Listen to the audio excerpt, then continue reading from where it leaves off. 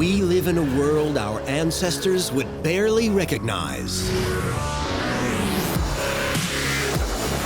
Around the globe, the impact of human ingenuity is now everywhere. We've pushed back the limits of our planet at speeds, depths, and heights that would have left our forebears breathless.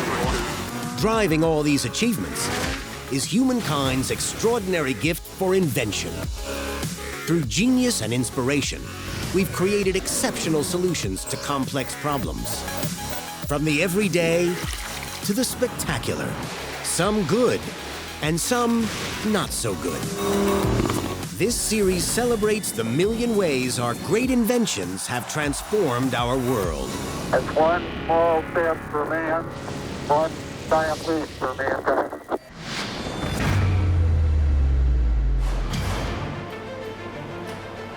There's one invention that peers deep into the bodies of injured soldiers and uncovers black holes in the depths of space. From their origins as a Victorian parlor game, they've saved millions from death and devastating injury.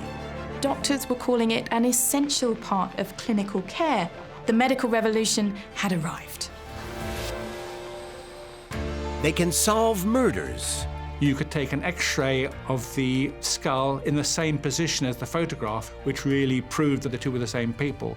Even unlock the secrets of the pharaohs. And what's remarkable is that that allows us to see their faces thousands of years after they've died. Transform our view of the universe. These are coming from the sun that release huge bursts of energy. They fascinate us. The public obviously loved this new form of photography where you could be a wizard and see through your own body. Unchecked, they can maim and kill. But harnessed, they are the doctor's very best friend. The benefits to the survivors who underwent life-saving surgery would have been absolutely immense. The mysterious beams of invisible light that have helped and enthralled us for more than 100 years. X-rays.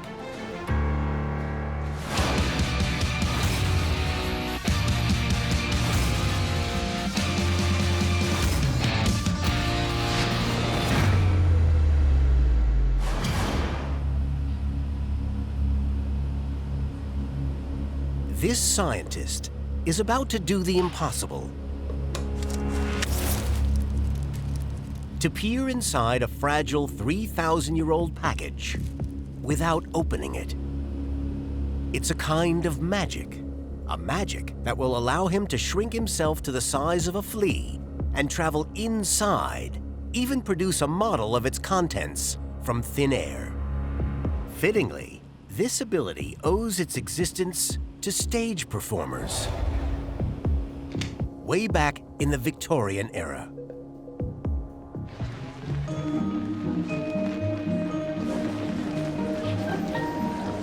The 1890s, a golden age of entertainment. The late 19th century is a time where you could go to the theatre or to a concert for your entertainment, but if you wanted a sense of danger and some flashbang wallop, you would go to a science show. And there were scientists giving exhibitions of phenomena that would blow your mind. Scientists had been dazzling the public since at least 1801, when scientific superstar Humphrey Davy began lecturing at the Royal Institution. His enthusiasm for the latest discoveries was infectious. These scientists who were like celebrities be like, behold, this new magical thing called electricity and then magnetism. And they really captured the public's imagination and excitement because these were concepts and physical phenomena that had never been seen before. Mary Shelley, who penned the horror story Frankenstein in 1818, was inspired by demonstrations of fresh corpses convulsing to the newly discovered currents of electricity. And yet, another eerie demonstration held the audience spellbound. One of the most exciting demonstrations was of the Crookes tube. It was a bubble of glass with a cathode and an anode in a partial vacuum. And when the scientists passed an electrical current across those two, it created a glow at one end. As the crowd went wild, the scientist wasn't actually sure what was really going on. So it really was like a magic show. Why was something that we couldn't see going between these things and creating something that would glow? Scientists around the world were determined to unwrap its mysteries. Among them was Wilhelm Röntgen. At 50 years old, he was the head of physics at Würzburg University. On November 8, 1895, Röntgen was experimenting with the Crookes tube when he discovered something that would change the world. Much to his astonishment, in his laboratory, there was a fluorescent screen some distance away, and he found the screen lit up. What he then showed, which to his fascination, is when he held the screen further and further away, even up to 7 or 8 feet away, the screen still fluoresced. He was completely astonished by that. He immediately realized that he had discovered something completely new. But what was it? His investigation began. And he did this by placing different types of objects between the Crookes tube and the phosphorescent screen. Whether they be paper, whether they be wood, whether they be metal. You get the impression he tried anything that was available around him. Nothing stopped them except for lead. And it was during his experiments that Röntgen made a discovery worthy of a Gothic horror story. It's said that he passed in front of the beam and saw the shadow of his own skeleton. So this was a whole new mystery that got uncovered. It was an eerie insight into these strange beams. The veil that is our flesh had suddenly been stripped away. Röntgen tried to create a permanent record of that skeleton using photographic paper and his wife's hand, creating this incredible first photograph showing each bone in her hand and a chunky ring around one of the fingers. The image haunted Röntgen's wife, Bertha. Apparently, upon seeing this, she proclaims, "I have seen my own death." Röntgen struggled to name his discovery. It was baffling, inexplicable. So in the end, he landed on the mysterious-sounding X-rays. Röntgen knew he had an incredible new piece of science, and he had to share it. On New Year's Day, he posted out letters explaining his discovery and copies of that photograph to leading scientists and thinkers and doctors across the world. You might imagine that things are very rapid now and things were very slow then. In fact, nothing could be further from the truth. The Postal Service was amazingly rapid at that time, and also scientific communication was rapid. Doctors immediately recognized the possibilities for Röntgen's X-rays. A few weeks after the discovery had been publicised, Dr. John Hall Edwards, he was a medical doctor in England, he actually used an X-ray to investigate a patient's problem in their hand, discovering that there was actually a pin inside it. And that's the first real medical use of X-rays. The news was spreading so fast that it was used for the first time in the United States just 1 week later to diagnose a broken wrist. And within a couple of weeks, doctors were using X-rays to discover the insides of their patients before they operated. The medical revolution had arrived. In no time, Röntgen's macabre discovery was transforming medicine. If you had a child with a chronic cough, you would assume that child had tuberculosis. You know, why not? But actually, one of the cases, the child had a coin lodged in the throat. So there's a coin stuck there, totally unsuspected, and then they're then able to take the coin out. Within a year, the first radiology department was set up, and within 5 years, doctors were calling it an essential part of clinical care. You just wouldn't see anything as quickly as that today. In 1901, Wilhelm Röntgen was awarded the first ever Nobel Prize for Physics. Germans called his discovery Röntgen rays, which today has been abbreviated simply to Röntgen. But the humble scientist resisted the accolade. He didn't want that. He didn't want his own glory. He wanted them called X-rays because it's not about glory to Röntgen. It's about scientific advance and discovery. Doctors now had at their fingertips the miracle of peering inside the human body, and it had arrived at just the right time. The First World War and modern weapons see casualties on an unprecedented scale. Countless casualties were returning from war with bullet wounds, and doctors were unable to see inside that patient to remove the bullet and give them some chance of survival. The only real way of trying to work out where a bullet was by exploratory surgery, by cutting somebody open.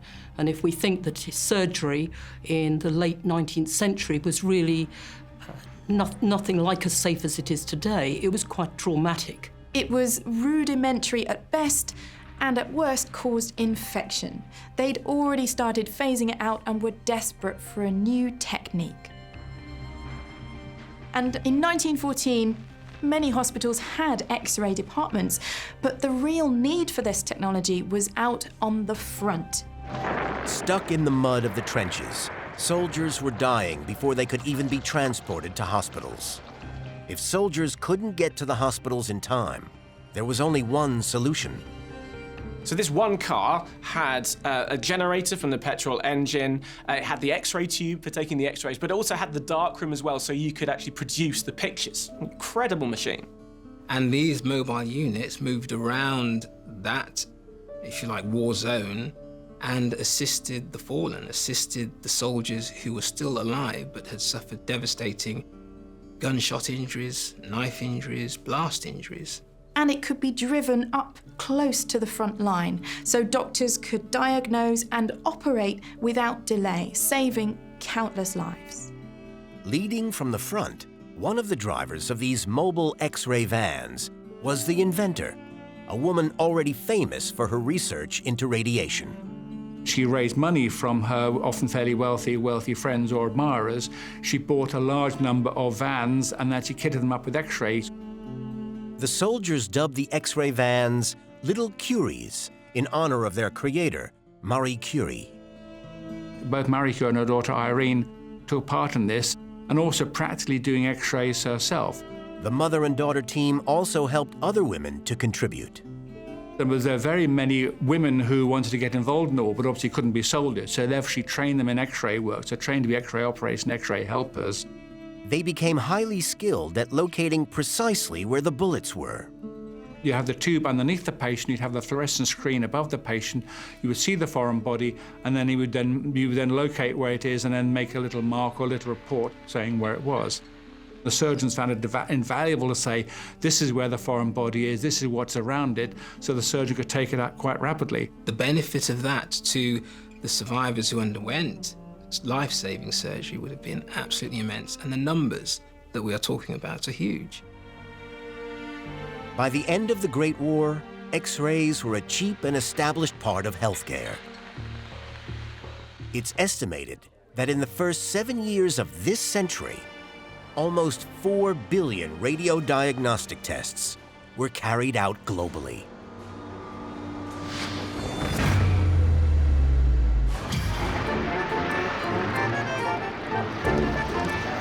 The post-war enthusiasm for X-rays spread far beyond hospitals. It's an unbelievable, total international sensation. Everyone was astonished by this. There was lots in popular magazines. There were songs made. Lots of trade cards were given with X-rays on them. Lots in the newspaper. Lots of novels and books had X-rays in them. But then, as now, they stoked suspicion in the power of X-rays.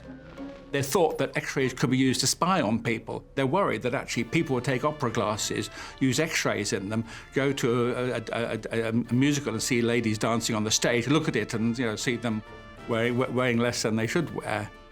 X-rays are showing you things which you shouldn't see, which should be hidden from you. But soon the imagined fear of peeping Toms gave way to a very real cause for concern. Something sinister was starting to happen to the X-ray pioneers. The person who discovered some of those first medical uses of X-rays, John Hall Edwards, was the same person who discovered some of the dangers. Fairly early on, he discovered that he'd developed cancer in his left arm, so that had to be amputated. After Edwards' arm was amputated, the hand was preserved. Today it's on display at the Chamberlain Museum of Pathology in the United Kingdom. Unfortunately, it then went on that he had to lose his 4 fingers on his right arm, so he's only left with a thumb. And many other doctors and radiologists were also getting strange and disturbing problems with their hands and arms. The operators were holding the X-ray films up in front of these cathode ray tubes, and their digits, their hands were being exposed to all of this potentially harmful X-ray. They tended to have their hands either holding the patient during the X-ray, or they were holding the fluorescent device that they were looking at the images on, and their hands were therefore in the beam of the X-rays. They were getting sort of burns, and if they'd stayed in for a really long time, they could get weird ulceration or something like that. And as it goes on, you then get malignancy being produced. The fingers get very, very painful and damaged and basically unusable. So the treatment at that stage would have been surgery. If there were tumours within the bones, then that area has to be amputated. But even radical amputations couldn't save pioneering Dr. John Hall Edwards. A couple of decades later, he does in fact pass away due to cancer. And the most famous of them all, Marie Curie herself, also became a victim. During the First World War, she was on the front line assisting with those Curie vehicles. And so she will have been exposed to X-rays when the full understanding of the potentially harmful effects of X-rays, as well as radioactivity, were not appreciated. And in 1936, a memorial to the martyrs of all the nations was set up in Hamburg. And in fact, there are lists available of all the various martyrs from all countries of the world. It's a sobering reminder that the enormous benefits of X-rays came at a terrible price for the pioneers. I think what you delight in can also destroy you, that you're committed to doing this new, exciting technology, and yet it will destroy you at the same time. But blissfully unaware of the dangers, the public had been enjoying the possibilities of X-rays.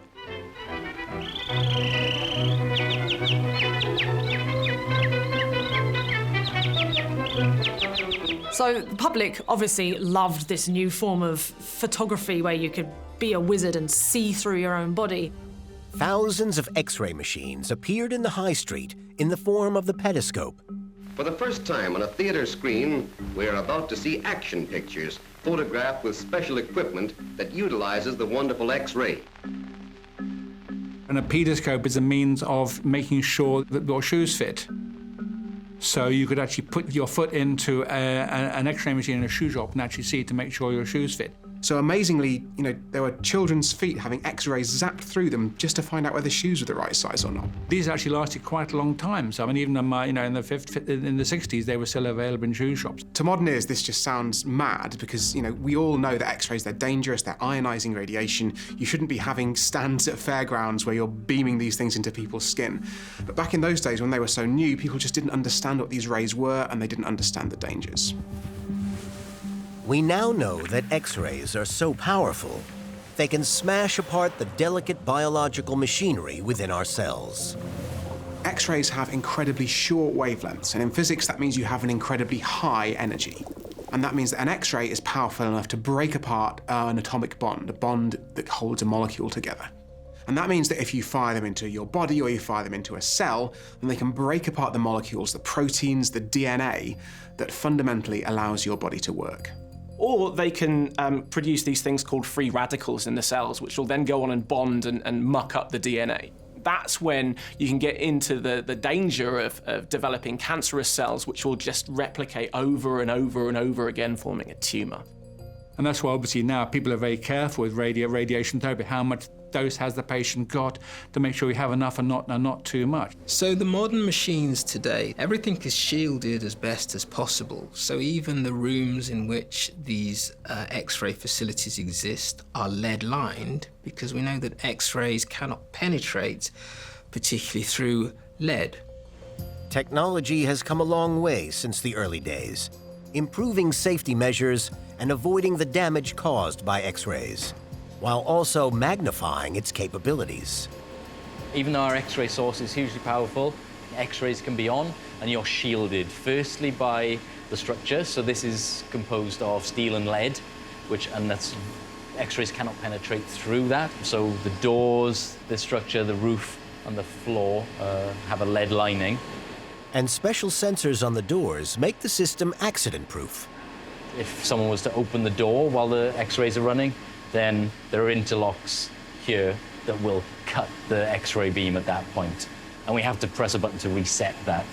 As another backup, we also have a film badge which would monitor if we did accidentally receive any X-rays. So in those senses, compared to the people who discovered X-rays and used them in the early days, then we're far, far safer. It's these vital precautions that makes having an X-ray much safer today for patients and staff.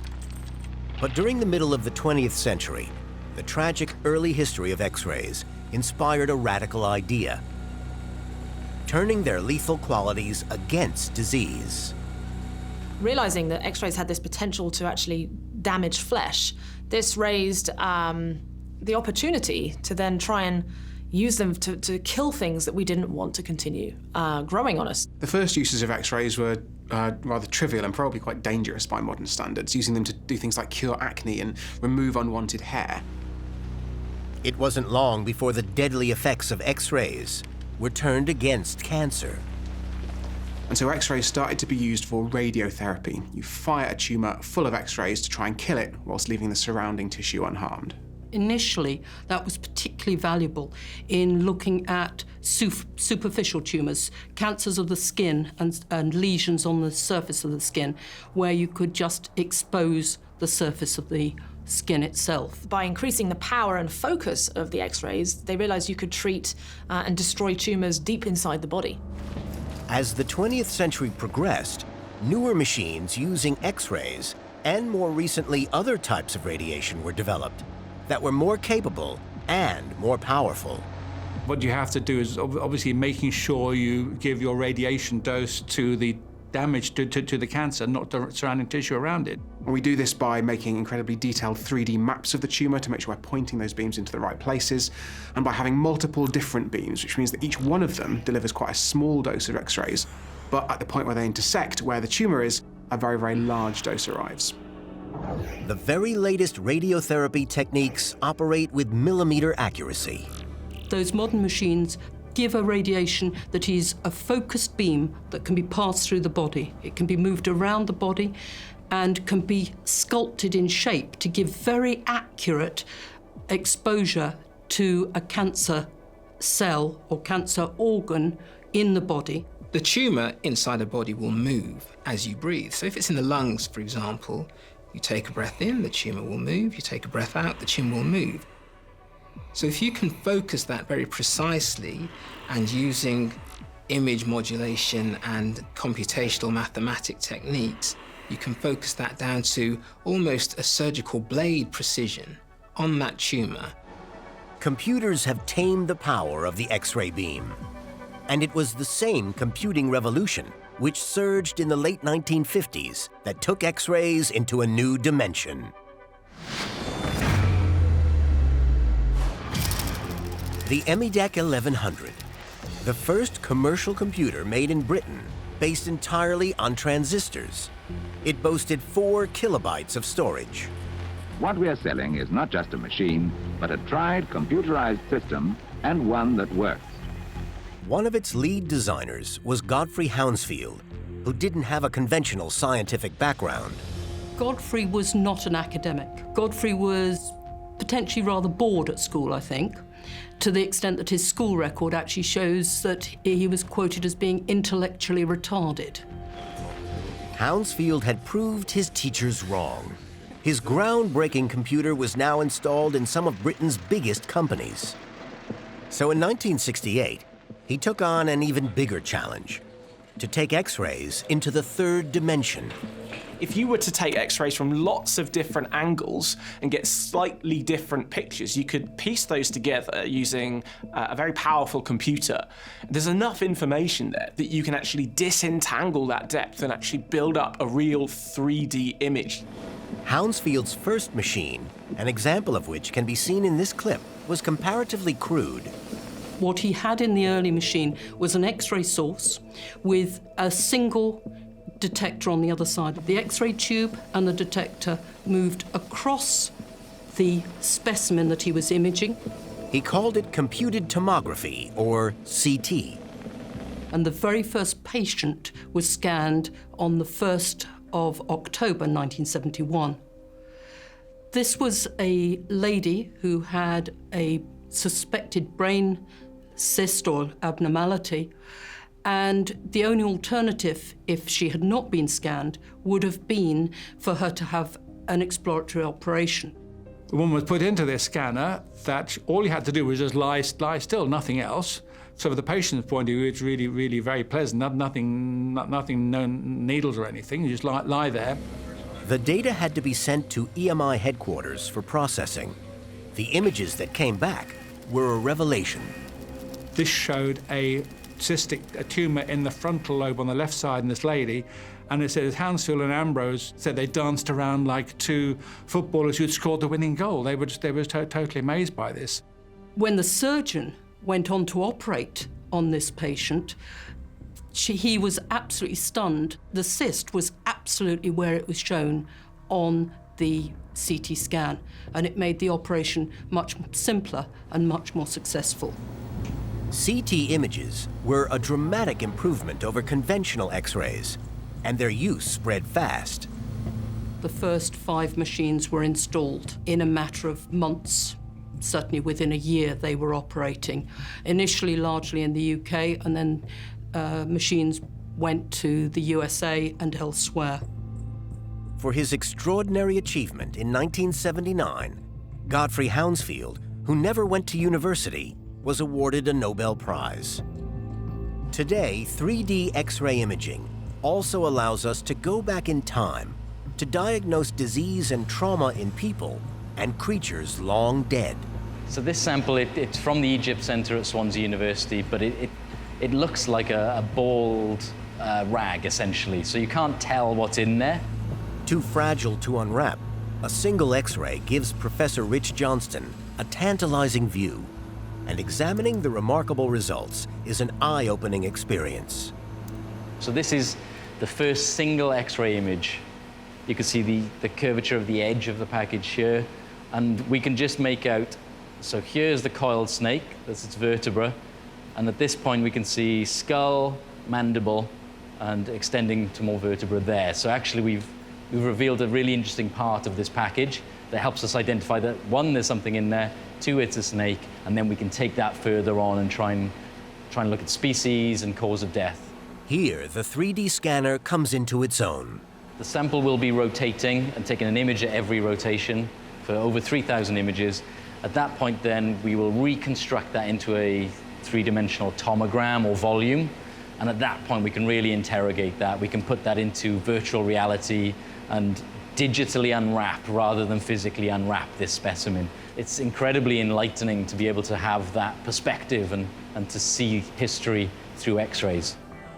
The next part of the process is genuinely transformative, bringing archaeology into a new dimension. A VR headset allows Professor Johnston not just to look inside, but to enter the package.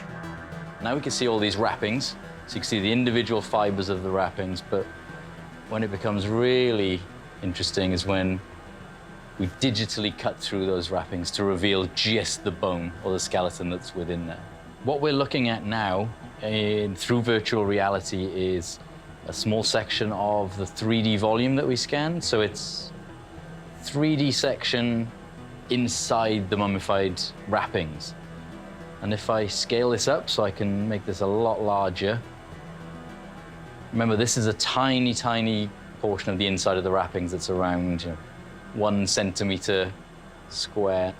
And we can see our snake skull, which is in green, some of the vertebrae, which are in light blue.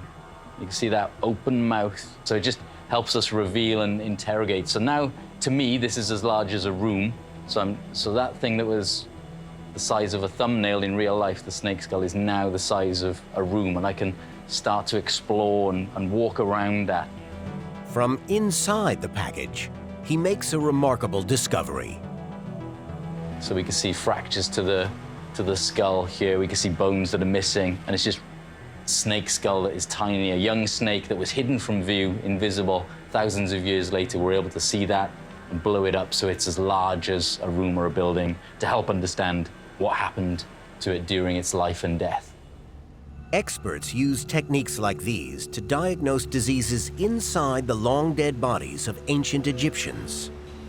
But with mummified tissues, we get preserved organs when they haven't been removed by the embalmer, of course, but also the arteries. And inside these arteries, we're finding plaques. And this is the equivalent of the fat we get in our arteries today when we have high cholesterol. And if fragments of these plaques, these hardened plaques, detach themselves, they can block the circulation to the heart and cause a heart attack, and the circulation to the brain and provoke a stroke. And we imagine these to be very modern disease, but by studying mummified individuals, we're finding out that these diseases go far back in time. The British Museum has been X-raying its collection of mummies, one of the largest in the world, since the 1960s. So the unwrapping process is really a one-time affair. And it can be very damaging because the mummified tissues have become very brittle and dry. But also the embalmers use a lot of resins, and the textiles wrap the mummies often are stuck onto the skin because of the application of lots of resin. As you remove the textiles that are wrapping around the mummy, these will pull away and damage some of the soft tissue. So it can be very destructive. As CT scanners advance, the images improve, bringing the people of the past closer to us. And what we now use is called a dual energy CT scanner. And that has 2 X-ray sources instead of 1 that go round and round the body as it passes through. That allows me to have one where the setting allows me to capture the very thin parts, the skin and the textiles, so a lower wavelength setting. And then a high wavelength setting allows me to image the thicker elements, such as the skeleton, more clearly. By combining those data sets, we're getting clarity which even 20 years ago we would have never dreamed of. And what's remarkable is that that allows us to see their faces thousands of years after they've died. Once we strip away all of the surrounding material, this digital unwrapping, we end up with this structure that is just the skull. We can now turn this model into a physical 3D printed artifact that someone can hold, someone can touch the ridges and feel and identify ideally what that snake species is. And we're printing that now. The 3D X-ray scans are transformed into a larger-than-life replica of the skull. For the first time in thousands of years, it can be held in human hands. And here's the 3D printed model, much larger than the original snake. The snake was 10 times smaller than this, actually, so we've scaled this up. At last, the mystery snake can be revealed. Collaborators identified as an Egyptian cobra from some of the distinctive morphology that's within the skeleton. But Professor Johnston is learning so much more. From that, we can also see lots and lots of damage. So this is the skull shape. We've got an eye socket here, but you can see the right eye socket is incredibly damaged. We're also, one side of the lower mandible is there, but the right-hand side is missing. And the more information we have, such as this, coupled with more information now as we move forward, maybe with more scans of animal mummified snakes, then we can actually start to piece together that history. 3D scans allow archaeologists to discover the impossible. And so that was only really possible with microtomography. Standard 2-dimensional X-rays of mummified snakes, it's impossible to reveal the species from those. So you need this 3-dimensional data, but also this scaling up to 3D print size has been incredibly useful for that process. One of the most revealing and interesting CT scans has been on the mummy of Tammuz. As we CT scanned, we discovered all these remarkable amulets have been placed throughout her body by the embalmers, but also inside her body. Some on her throat, on her chest, on her pelvic area, and on her feet. All the information gathered by the team at the British Museum is presented to the public, allowing us all to play detective. We have one of our natural mummies, probably one of our oldest mummies and one of the oldest known mummies in the world. And there's a virtual autopsy table right next to this person that allows the public to virtually unwrap and make the same discoveries. Discover that he was actually a young man when he died, that all his organs are still inside because he was naturally mummified by the heat of the Egyptian desert. But also, remarkably, the fact that he was stabbed in the back. What the CT scan allows you to do is to peel away the layers, and you can see underneath the skin that the crack is actually a stab wound that goes into the muscle, has smashed the shoulder blade, but more significantly has smashed the fourth rib, suggesting that the blade penetrates into the left lung, collapsing the lung, and would have been the cause of death. For the first time since his death, scientists concluded he was a victim of murder. The main reasoning we think is a murder is that there are no defensive wounds. This is a single blow, and it's a blow where you would need a lot of force to penetrate, smash the shoulder blade, smash the fourth rib. He probably never saw it coming. But this ancient murder was not the first uncovered by X-rays.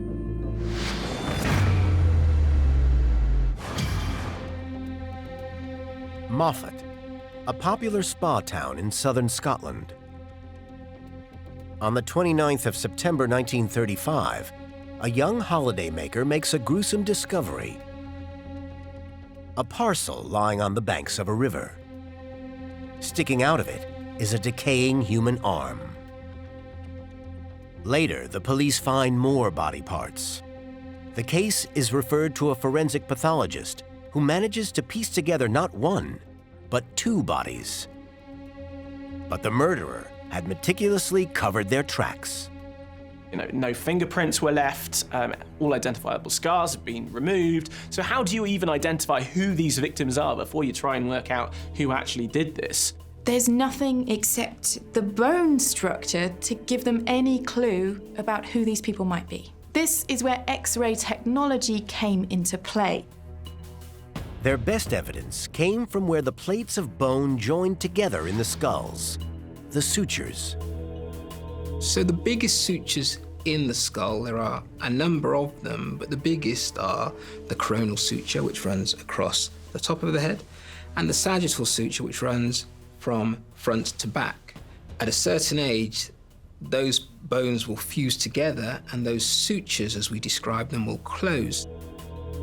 The pathologists estimated that one of the bodies was aged between 18 and 25 years old, and the other was probably between 35 and 45.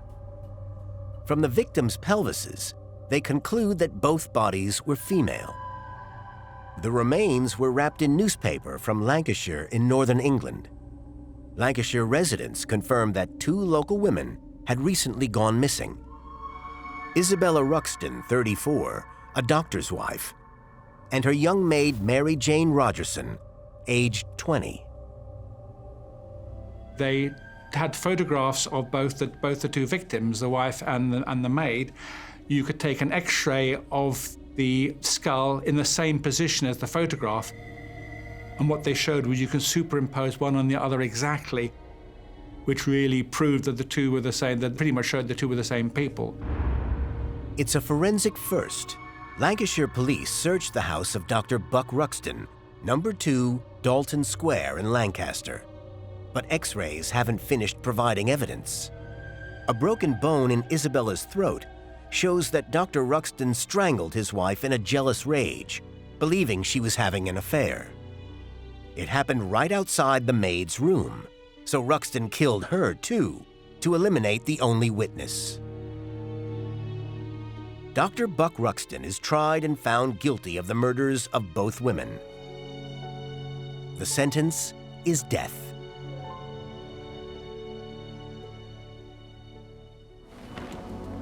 Today's forensic pathologists still rely on X-rays in the modern form of the CT scanner. It's become an indispensable part of their work. For example, gunshot wounds identifying the location of bullets, the potential trajectory of bullets, and the bullet wound tracts, and the major organs that have been affected by the bullet injury. Doctors can draw on a wealth of information from other medical X-rays, where the cause of the injuries is known for certain because the victims have lived to tell the tale. Because the majority of individuals reaching hospital for any traumatic insult will undergo CT scanning in some form, it means that we have this bank of information, but that can be used in the forensic arena as well to identify classical fracture patterns such as cricket bat injuries to the head, or penetrating knife injuries to the head, or even machete injuries to the head, which we see more and more. So X-rays allow victims to tell their stories even after their deaths. But X-rays are also used to prevent crimes. From airports to public buildings, X-ray scanners search for hidden bombs and guns every day, all around the world. And now, they've grown to supersize, big enough to scan a whole truck. But this is not the biggest X-ray device in existence. To find that, we have to leave the surface of the Earth and head into orbit.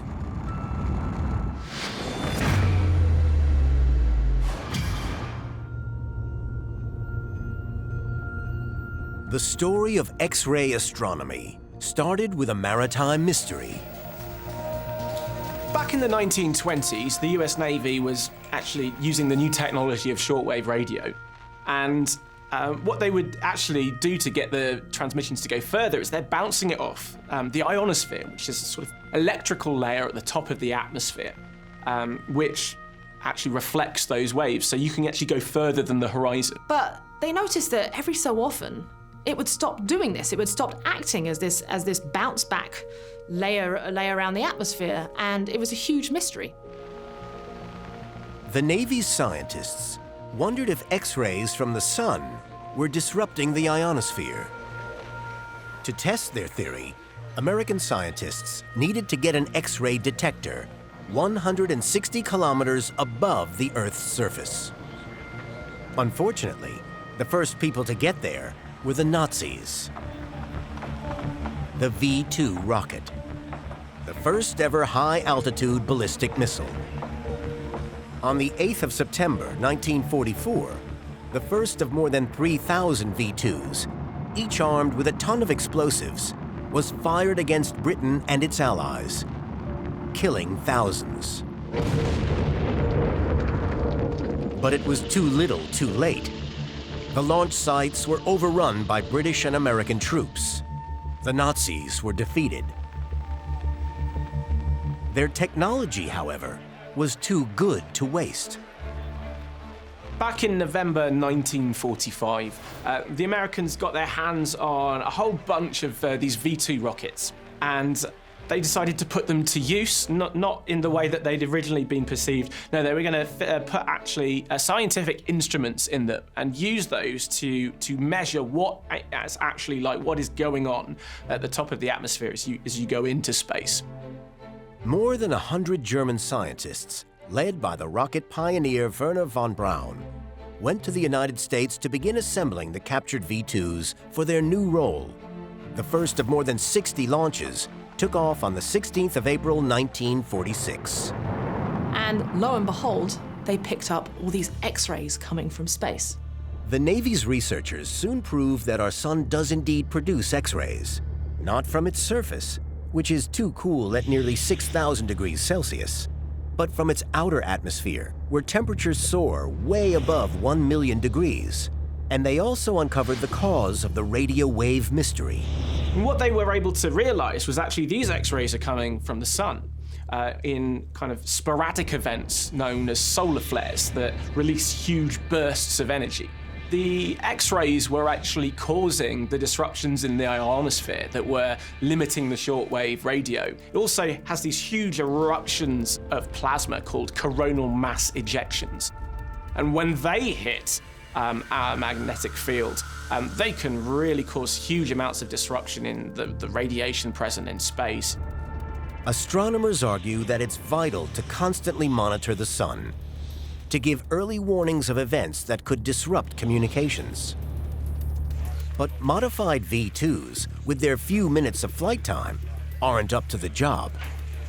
Rockets are great and all, but the trouble is that what goes up has to come back down again, and rockets were not designed to stay up in space. And so they would only give this like very brief snapshot of what was going on above the Earth's atmosphere. What they needed were X-ray satellites. On June 22nd, 1960, SOLRAD-1, the first solar X-ray satellite, was launched from Cape Canaveral. SOLRAD-1 observed solar radiation for 10 months. It showed that solar X-rays and other forms of radiation can rise to dangerous levels in as little as 1 minute.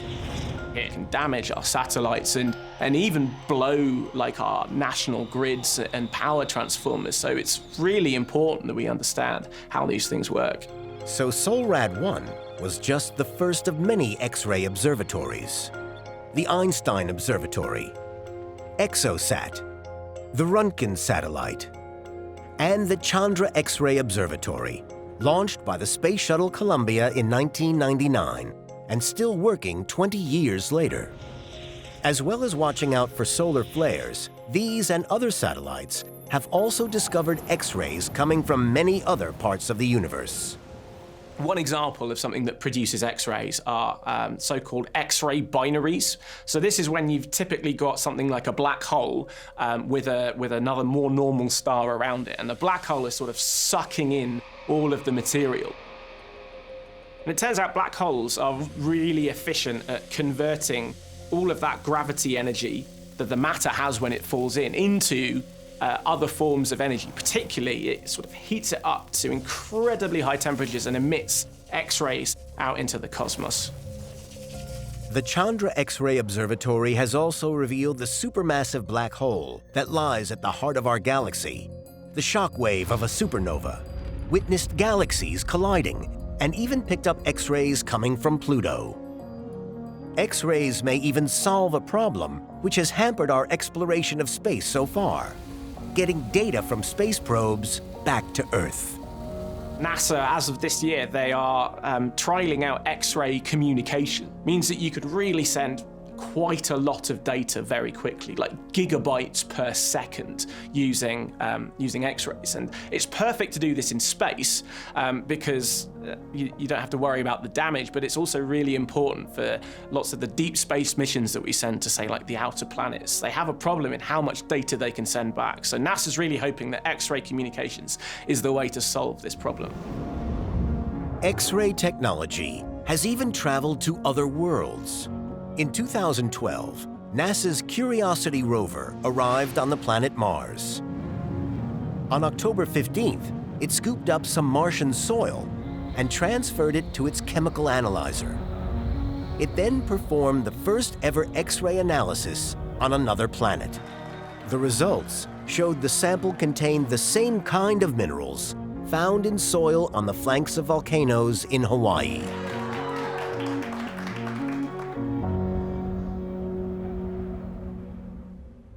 All this extraordinary knowledge would never have emerged without the persistence and passion of a humble scientist in Germany. Before we had X-rays, the world was just opaque, right? All of a sudden, we went from no superpowers whatsoever to having X-ray vision. We could see through things, and so it was revolutionary. If Wilhelm Röntgen was around today, I think his breath would be taken away by how far his discovery of X-rays has come. I think he would be astounded. Without X-rays, the only way to find out what was wrong with someone would be to do investigative surgery. And that's a very slow process and potentially a very dangerous one as well. And all the traditional invasive techniques, a lot of which I learned when I was a junior, have all disappeared.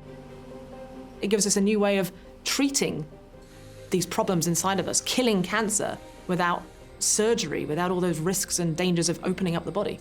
I just can't imagine that we'd be as healthy and living as long and well as we do today.